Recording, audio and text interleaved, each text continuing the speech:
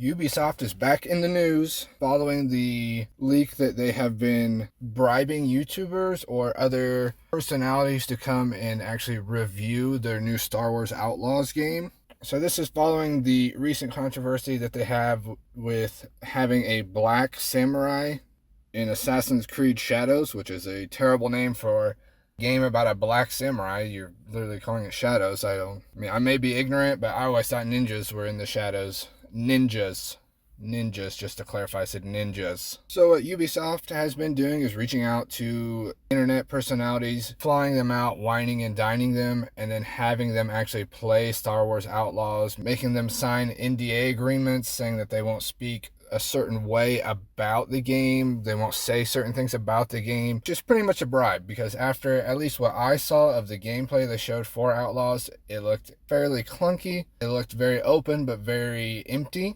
The shooting did not look smooth. The person actually playing as the character was not a super great video game player from what it displayed, but that could also be just from the actual game itself not being completely done or just being poorly made. So if you plan on actually getting this game, just be very wary that this is not a good look. Generally, when companies need to bribe people to give positive reviews or to actually try the product, then the product itself is not very good. If you have something that is good enough, people will buy it, people will enjoy it, and you won't need to go that extra mile just to make sure people even look at it. The game will speak for itself. The gameplay will speak for itself. The product, the story, well, I was going to say character creation, but I don't think there is one.